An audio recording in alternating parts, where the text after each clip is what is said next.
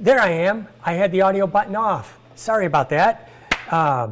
Is the audio on? Is this thing live? I'm checking my levels here. Everything, I think I'm peaking a little bit. I don't want to peak it, so I'm going to lower the output down. Switching between Zoom and Teams meetings, those kinds of things, the audio levels are all different for each application. So I'm trying to find out which one. Jim, how's it going? Yeah, I miss seeing you guys at trade shows. It would be PPA, which just got out. Did anybody attend the PPA virtual seminar? Dawn and I participated in the Audrey Woolard. So that was great. Let's see, what else is going on? Marlon, you can hear me. Marlon, how's that sound? John, how's it going? Yeah, gonna go out and get my Zen on, photograph a few eagles. The numbers are up. I go to the Army Corps of Engineers website in the Department of Natural Resources, and they do an eagle count every Wednesday at all the dams along the Mississippi River. So here we go. Here's what's not going on live. Where am I? How come I'm not live? I see the audio is there. Desktop. Sorry about this, guys. I'm trying to, there we are. There I am. Okay. You with me? Good. This is why I need a producer. I'm really excited. I sent in a request to Canon CPS. I've been using the EOS R5 1DX Mark III, and I have to admit, because of the face, head, eye tracking capabilities and the speed at which it acquires focus, the R5s have been outstanding. I would say that the 1DX Mark III would be the best mirrorless camera out there, but the drawback is I have to hold it out so I could look at the live view to get all the benefits of face, head, eye detection on live view, and that's really uncomfortable. I'm far more stable in a point like this. So super excited. The R5s have been doing great. Not sure about battery life in the cold, although I have to admit I've been keeping up with Bruce Dorn and Charles Glaetzer, other Canon Explorers of Light, and they've been using them in Yellowstone really, really well with no battery issues. Lisa Jeffries, how have you been? It's been a long time. You know, I miss getting together live. Boy, we had some good workshops with Lisa. John, it was coming up on a year ago, and I just pulled your headshot up again. I will get that to you today from WPPA. So yeah, let's get into some unboxing. I got a couple of boxes from Canon. I'm going to switch over here to camera 3. Hopefully that is switching, right? And everything is going. And you guys can see I have 2 boxes here, and I'll get to the overhead. So Canon CPS is outstanding. Canon CPS is like your pit crew. I get all my gear tweaked and cleaned once a year. In all honesty, I am a Canon Explorer of Light. That is an amazing honor and a privilege that I don't take for granted. But with that, it means I could send my gear in anytime I want. And I do make use of that because I am a professional. My living depends on the gear performing at its optimum. So let's open these up. If you have any questions, please drop them in the feed. So I'm going to get to this box first. I requested a Canon R6. So I've not used an R6. And as you guys may or may not know, I've posted it on Facebook. I'm going all mirrorless, 100%. And my objective is I used to use 2 5D Mark IVs as my remote cameras for weddings, for sports, even for wildlife. Set up a remote camera. So now I'm going to switch to having the R6. Now the difference between the R6 and the R5, of course, is file size.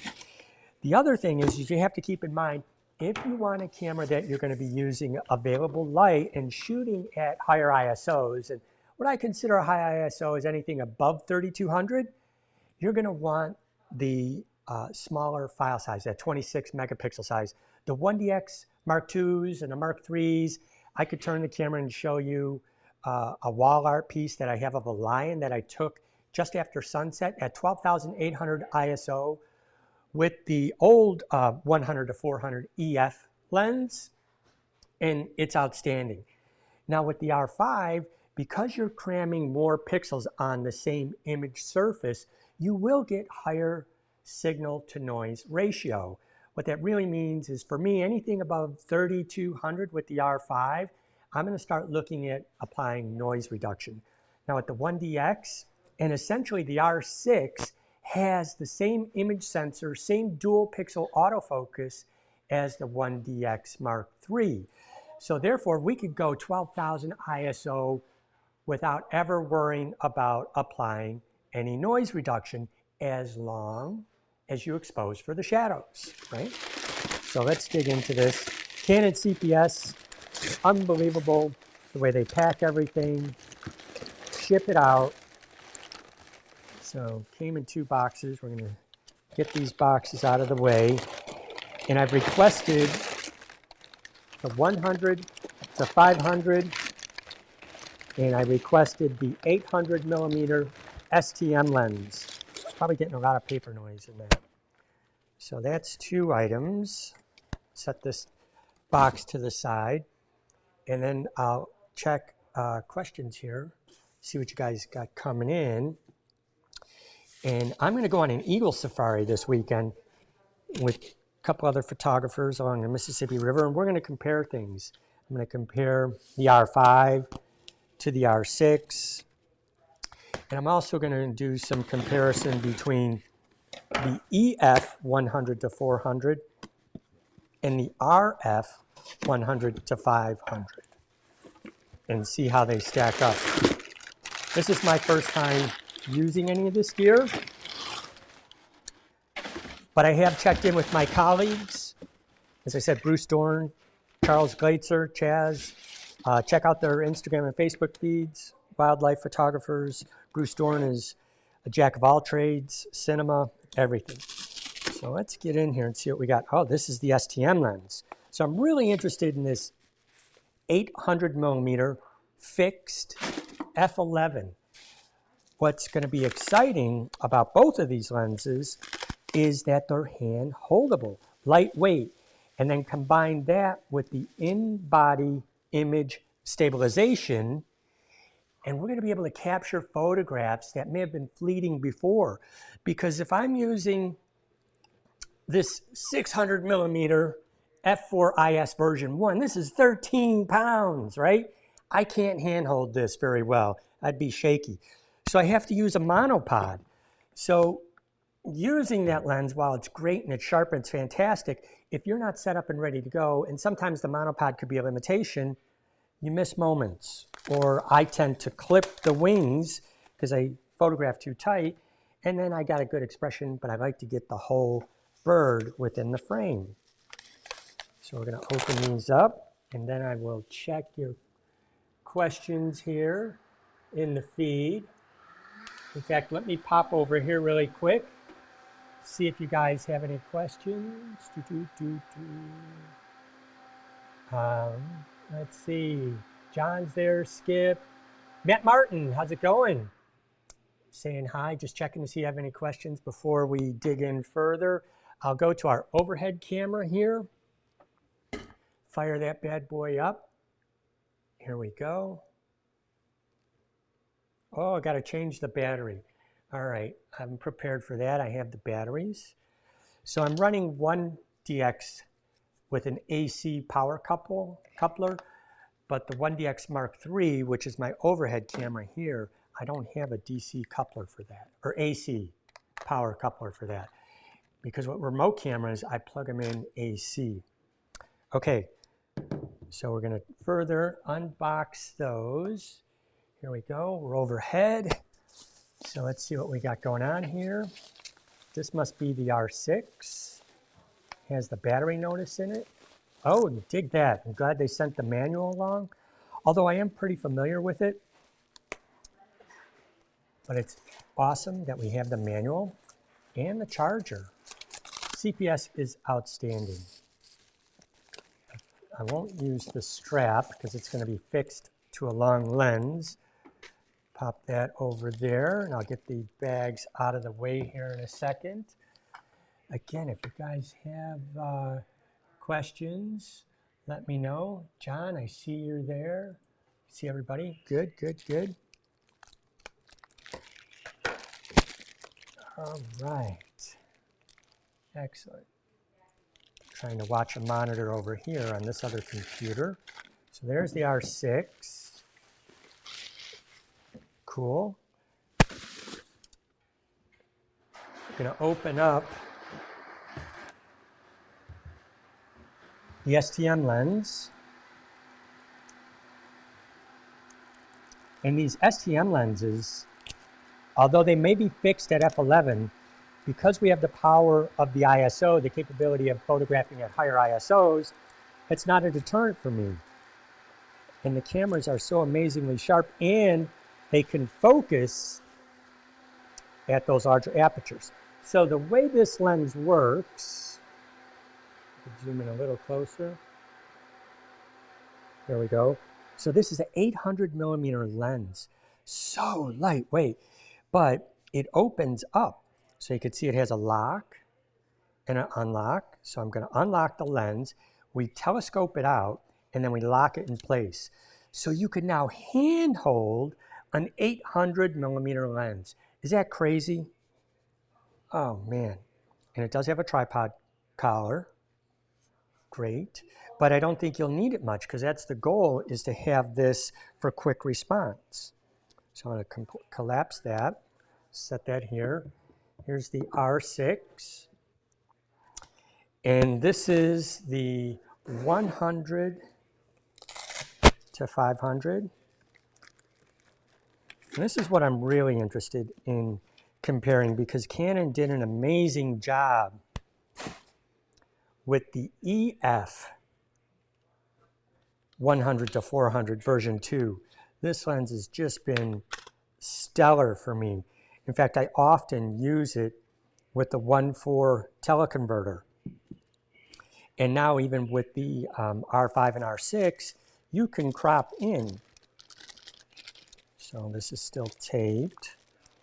And what I mean by crop in is on your resolution, and I'll pull that up on a camera menu here in a second, you could go from full to a 1.6 crop, or if you want to see what it looks like to photograph square, you can do those sets of things. So here is my EOS R set up. And if you guys need help setting things up, you know, I'm all about doing that. We're doing virtual classes, virtual consulting. So what I've done is I set up my menus for everything that I'm going to use, changing, you know, from face detection to people to animals to no priority.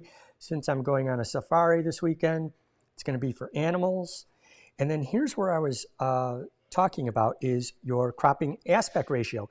I like to see what I like to get. So when I'm photographing, all you're really doing is cropping in from the full image sensor to a 1.6 crop on that image sensor. And what you see is what you get. But you have to remember, when you engage that 1.6 crop, there's no going back, right? So there's two schools of thought on that. Either photograph full frame and crop later, but I'm old school and I like to see and crop in camera. So that goes from a 45 megapixel file, I think it goes down to around 18. Don't quote me, I haven't done the math as to what it punches in at. But it's really nice to be able to see that in camera. So let's set these guys to the side and jump in with the 100-500. I'm going to go back over to camera 1 and see if anybody has any questions here. Let's see. Matt Martin has a question. Oh, Stephen, you love the R6. Yeah, this is going to be my first experience with the R6. I haven't used it yet. Matt Martin, have you ever compared the Canon mirrorless to Nikon's when you shoot the same thing? No, I haven't. Canon's been my camera of choice since I went into Watland's camera as a kid in high school and plunked down my hard-earned money for a Canon AT1. And I've been blessed to be a Canon Explorer of Light, so that's my realm. Today, honestly, whatever camera is in your hands You can't go wrong. The technology in all these camera companies is outstanding. They're all really good cameras. We're out of those days where, you know, there was a leapfrog in image sensor or a leapfrog in improvement in autofocus capabilities. Now, it's what camera agrees with you. What camera's menu structures are something you're used to. What color science out of the camera do you love, right? So you really can't go wrong. I haven't. John, let us know how well the autofocus keeps up with birds in flight. Well, I will tell you this, John. With the EF 100-400 and the Canon 1.4 converter on the R5, it's been the bomb. Using this beast of a 600mm f4 version 1, outstanding. So the mirrorless and the tracking capabilities have added new life to old glass. I've said this before. I have a 200mm 1.8 original lens, EF lens. It's a tank as well. It's like 10 pounds. And it got to the point where I could never get it calibrated quite correctly to be consistently sharp at aperture 1.8 with a digital SLR. With the mirrorless, I photograph with that thing all the time, and it's frame to frame to frame to frame consistency. Amazing. But that's because we don't have the mirror parallax issue, right? Because the camera's actually focusing twice. All right, Stephen, would you use the 800 only with the R6? No. I'm going to use it on both the R5. I'm going to use it on the R6. And we're going to see if I'm outside. My school of thought is if I'm outside and it's good light, I'm not pushing the ISO really high, I want the R5. Because if I need to crop in, I have all those megapixels, 45 megapixels. Now, if we're in a situation early morning, low light, and I'm at 6,400, 12,000 ISO, those crazy high ISO ranges, I'm going to use the R6. Lower signal to noise ratio. So as I was saying, I'm going to use the R6s for my remote cameras. The R6 is basically the same image sensor dual pixel autofocus as the 1DX Mark III. And when I use my cameras as remotes, they're not tied into my lights. They're always available light at events. So that's why I would want the purpose of the 26 megapixel image sensor versus the 45. The AT1, Steve, that was your first camera? Yeah, I sold the body because I progressed up to F1s. I still have my F1s. I still have my first 50mm 1.4, you know, a couple lenses like that, FD, because I'm sentimental that way. So let's go back over here and we'll do the side-by-side comparison. So 100, I'm just kind of judging. I could get the scale and put them on. They feel similar in weight. Let me just check. The RF feels a few ounces lighter. That could be because I have this metal plate on there, tripod plate, or not. I like that they kept the filter opening on the lens hood. So if you have a filter, like a polarizing filter that you need to get at, you can do it. I can attest that the 70-200 RF in combination with the R5 is just, it goes to 11. It's just that one notch better than the EF on our body. Now, I never noticed any degradation by using an EF and an adapter. It's just that the RF is new lens technology, new motors, has two-way communication. The stabilization is much better when you're using an RF on an R body. So let's see. We have smooth and tight. So we're going to go smooth and check. That's really nice. And the 100-400 does exactly the same. So I'm going to loosen my ring.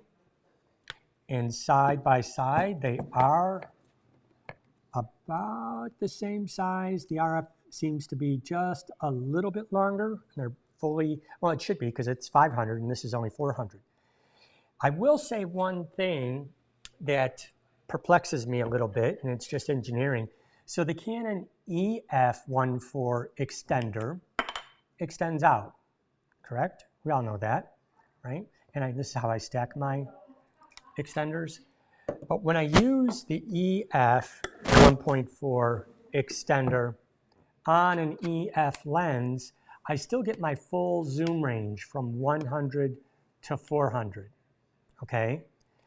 Now I didn't get the RF 1.4 extender. I placed an order for one for myself that I'm purchasing, but from my communications with Canon and the tech reps is the lens element on the 1.4 extender extends far enough into the lens that it limits the zoom range from 300 to 500. You can't go all the way back to 100 with the 1.4 extender. And I guess it's kind of logical because if I'm putting the 1.4 extender on there, I usually hover in the wider range, the longer telephoto range of the lens. So it's going to be pretty exciting to see how this goes. So I'm going to swap onto my body because I haven't set up the R6 yet. I'm going to set up the R6 so that my menus and the functions and the default operation is going to mimic exactly what my R5 is. So the collar turns, I have that on here. And we're set to go. Just switch it up to camera 3 here. What's that, honey? You hear feedback?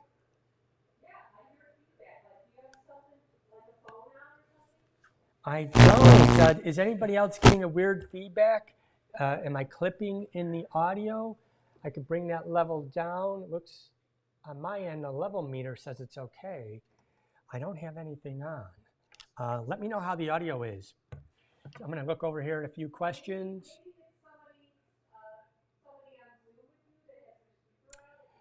John, you're thinking about the 800. Yeah, John, I'm really excited to see how this 800 performs and what the image quality is. I talked to my good friend Rick Salmon, who's used it with birds, and he said it's just been stellar. Surprisingly, the image quality out of it for the price of this lens, he said, is just unbelievable. So I'm looking forward to that. Jim, Jim's saying I'm buzzing. Anybody else hearing a buzzing? Jim, intermittently. Huh.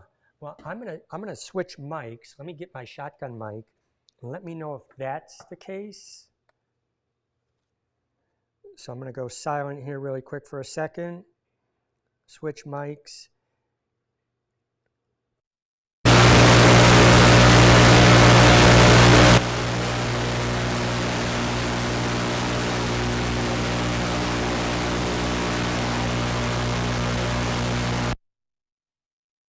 Okay, test, check, test. Oh. Is that you? Is that me? Am I getting feedback? Test. How's the audio coming through now? Can anybody let me know? I've switched to this shotgun mic, and hopefully that's better. The volume is low? Okay, Jim, thanks. Let me pop that up, go up, because each mic is a little bit different. I think I'm clipping right there. Bring it back down. All right, John, how's that? Test 1, 2, 3. Here we go. Good? I hope so, because audio makes a big difference, right? It does. Turn that off. Good. So let me pop over to this camera. I'll bring the directional mic with me. All right, here we go. So the 100 to 500, smooth, lightweight, feels comfortable. It's going to be incredible. And just I can anticipate for in flight, it's so much easier than trying to get the 600 millimeter lens, right? And let me just pop on the STM. So let's explore this a little bit. We have lock, Let me get that in focus. Lock and unlock. I'm going to unlock the lens, telescope it out, and we're going to lock it back in. Now it's an 800mm lens. Super light. I mean, incredibly way lighter than the 100 to 500. Like, whoa. I got a little wrist action going on because I've been doing too many push-ups. So that's a little sore, but this is going to be incredibly lightweight. So we're going to switch it up. So I can imagine now going to Africa with the 800, the 100 to 500, a 1.4 converter, 24 to 105, and there isn't anything I can't photograph. So you could still take over and focus. Image stabilization is on. You have a control ring right here in the front. It feels super balanced really well, lightweight. Oh, this is just incredible how fast it's acquiring focus. And you could see the IS kicking in, and it just steadies things really, really well. So I'm excited to take this 800mm into the field and see how it performs. So let's check a few questions, see what's going on here. Good, good, good. All right, guys. Well, that's it. I'm going to set up the R6, the menu structure, the features, so that it matches my R5. So muscle memory and everything will be the same. My menus, I can't stress how important my menus are. If you're not using them, you're really missing out because there's so much customization on these cameras that I set up my menus for everything that I go into often and have quick access to. So if you guys need any help setting up your cameras, the Rs, wanting any information on how we can get you dialed in and help, Dawn and I have tons of experience. We've been doing this a long time, and we will be doing some private Zoom one-on-one consulting. So direct message myself or Dawn, or email me at bob@bobanddawndavis.com, and we can figure out a plan to get you guys up and going, whether it's wildlife, lighting, setting up new cameras, going from DSLRs to mirrorless. We can help. All right, man, thanks. If you have any other questions, drop them in the feed. I'll be happy to answer them. And I'll be popping in throughout the weekend and posting photographs straight from the camera because they're all Wi-Fi now and Bluetooth right from my phone and up and out. All right, guys, thanks for popping in. Have a great day.